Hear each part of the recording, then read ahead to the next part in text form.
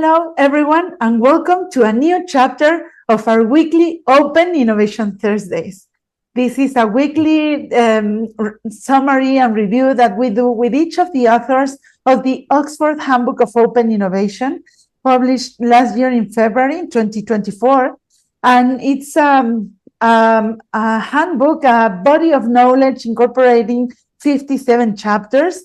And we've been reviewing every week since last year. We will review today chapter number 40.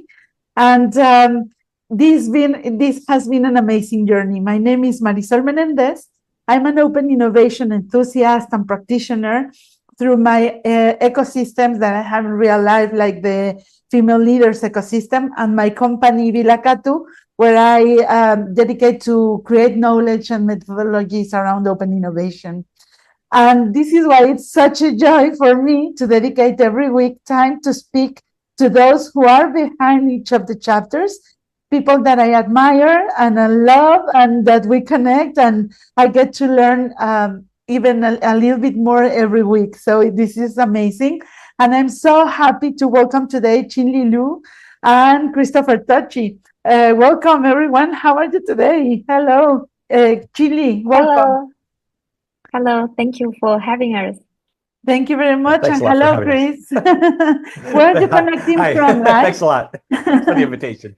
Qinli, where are you connecting from? Now I'm a postdoc researcher at INSEAD.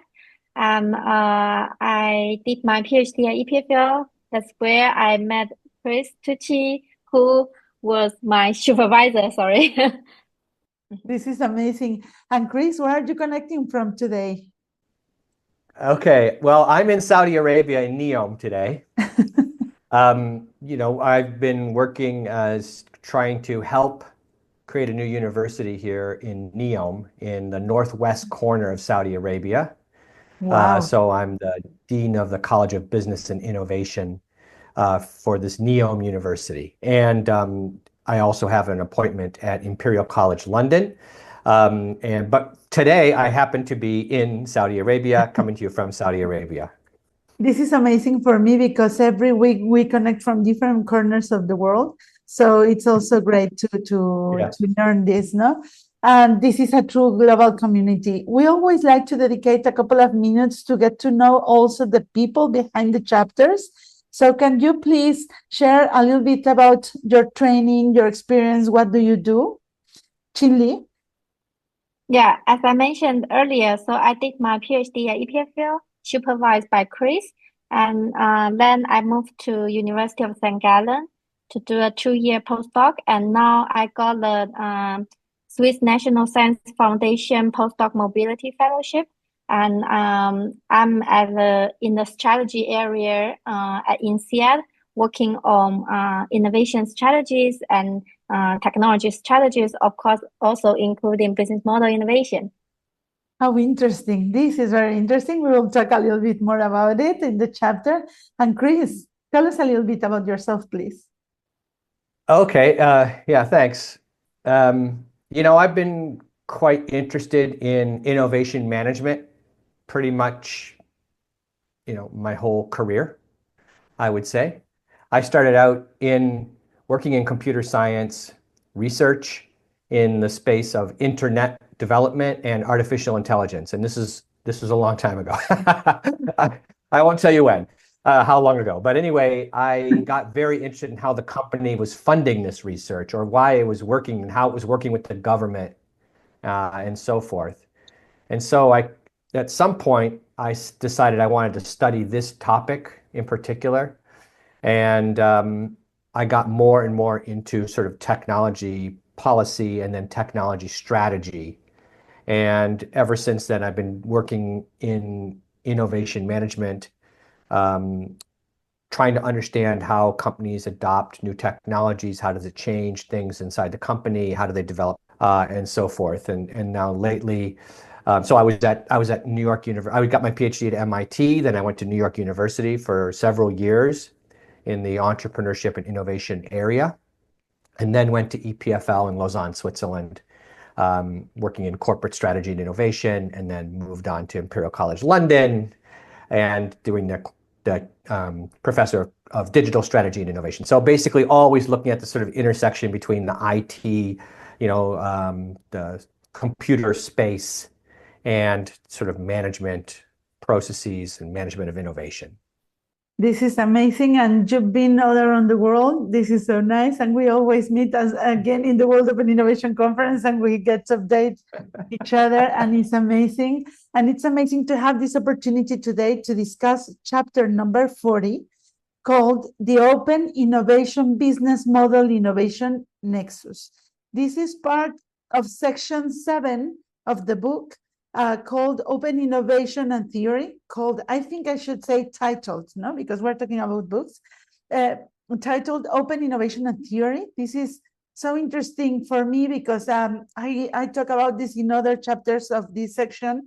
We began discussing the very basics of theory, then we talk about real cases with companies and ecosystems, and then we come back to new ways or new developments of theory. And so this is very, very interesting, because also all chapters here are also very connected to the practice, no? And are bringing cases from the practice side. So this chapter is co-authored by both of you, Qinli and Christopher Tucci. And well, my first question would be, why this chapter makes sense in this book? What was your intention in writing this chapter?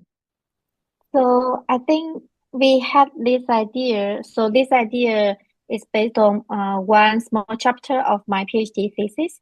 And at that time, we were wondering, we know a lot about business models and open innovation. It seems in the prior literature, we didn't see a lot of interactions between these two, except open business models.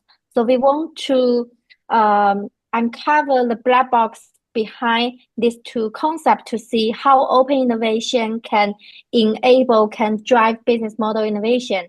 And we try to provide some use cases, including Fresh Hippo and Xiaomi, to see to what extent open innovation can advance business model innovation, including business model design and business model reconfiguration, so that we can just go beyond open business models, because open business models have their own boundaries. It's not suitable for all firms, but definitely open innovation can be used in some part of the business model design stage. So interesting. Nice. Anything to add, Chris? Yeah, just a little bit. I mean, I'm sure we'll get into a little bit more of the substance of the chapter, but just in terms of the backstory. So Qinli here was, as she mentioned, was my PhD student. She came to work with me, and I've had an abiding interest in both of these topics for a long time. So business model innovation and open innovation. And I think at first Qinli was oriented a little bit toward the business model innovation angle. But over time, I noticed that she was getting more and more influenced by the open innovation literature. And, I have been, and of course I've known Henry Chesbrough for 25 years or so at this point in time, and or maybe longer, and Wim van Havenbeke for a long time as well. And they used to co-teach this doctoral class at ESADE because they had visiting professor appointments there. And so, at some point I tagged along to kind of help out a little bit with that class. And I thought it might be nice for Qinli to go to that class. And she was very prepared. And she made a good contribution to that group. And then so somehow she, became more and more oriented toward open innovation. And so then she started exploring this link between open innovation and business model innovation, trying to think about it a bit. And this is one angle of thinking about it, which appeared originally in her thesis, which we've modified in this book chapter. This is Chris is telling the story behind that. Why we pick up the topic?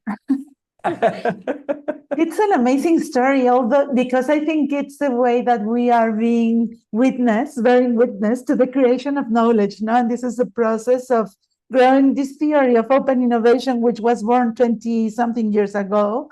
And so I think for me, this is, as a practitioner and someone who admires academic work, I think it's very exciting. So let's open the nutshell here, no?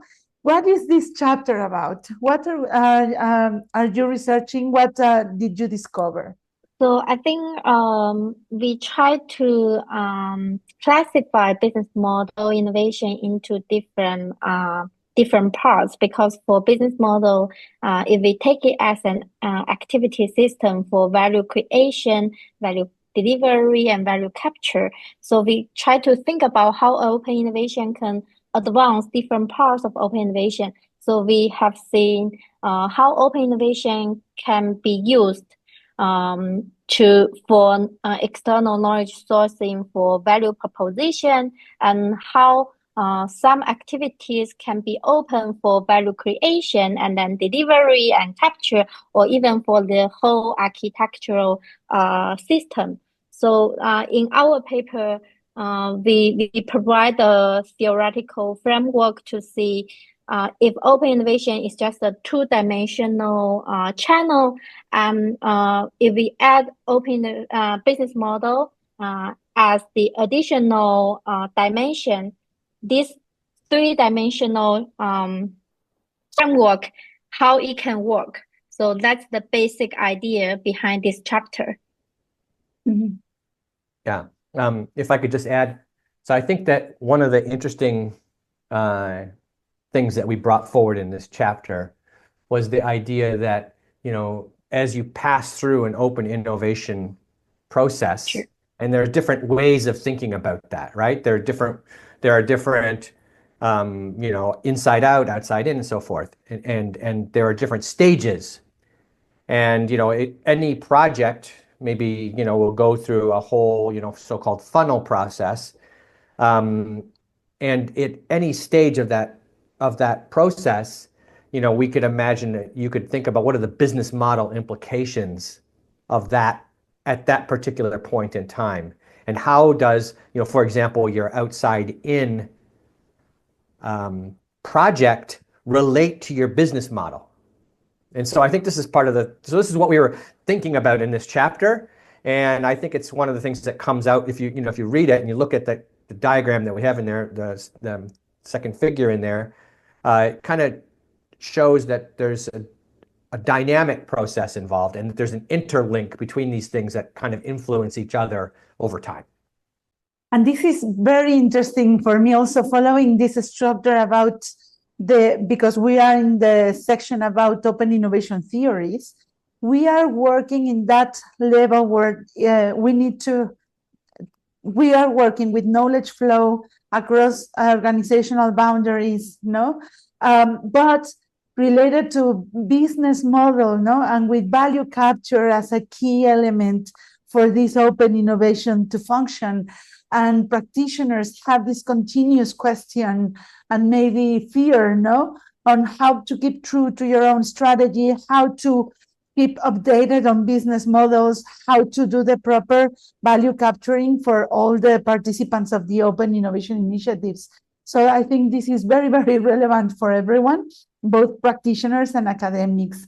Do we have any learnings, or what are the next steps in this research? What's the future for this area of knowledge?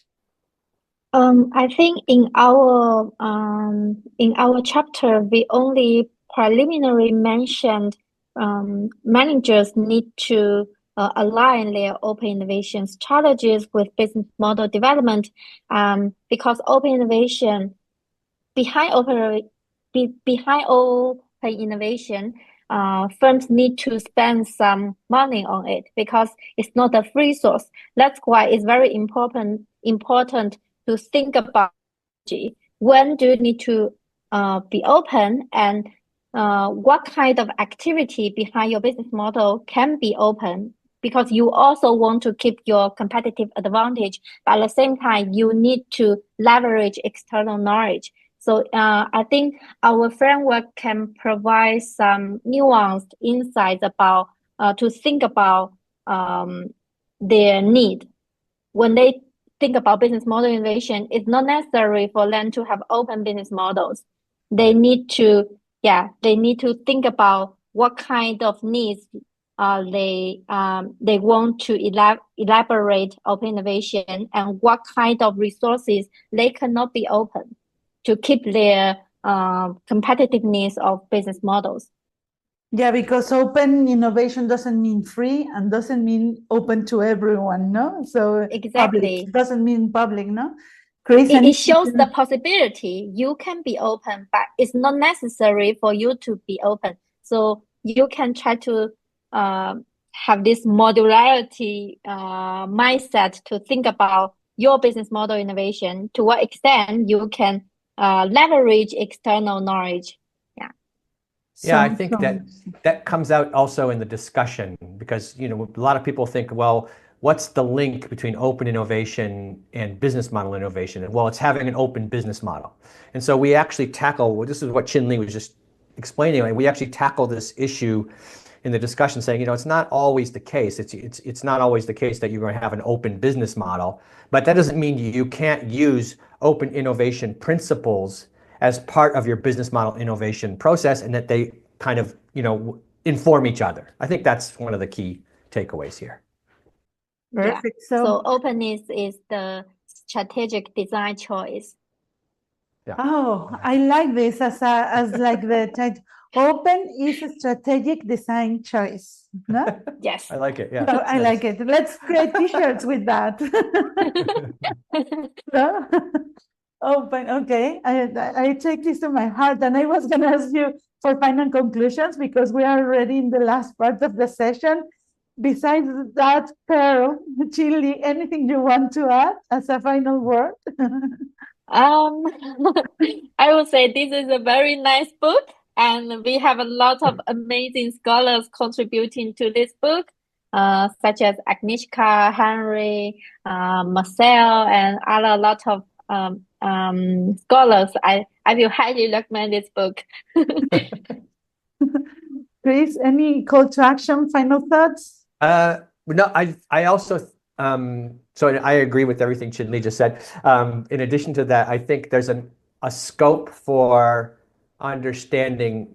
There is room to understand the scope of business model innovation, and I've been working a little bit on that since then. I have a little paper, maybe I'll put in the comments, here, on sort of the many faces of business model innovation, which is like where do you draw the line between a business model change or a simple tweak and a business model innovation. I think that's open to interpretation. I think that's a kind of interesting area to think about. Wow, this is amazing. Really, really, this is so amazing to have the opportunity to talk like this, even for just 15 minutes now, and have this friendly discussion about complex topics, because these are not easy concepts. And I'm sure our fellow practitioners and academics will appreciate your effort. Thank you very much for sharing today with us. And thank you for your time. Thank you for the opportunity. Yeah, thanks a lot. Thank you, guys. Thank you, Qinli and Chris, and everyone. See you next week in the next chapter of Open Innovation Thursdays. Thank you. Okay, bye-bye.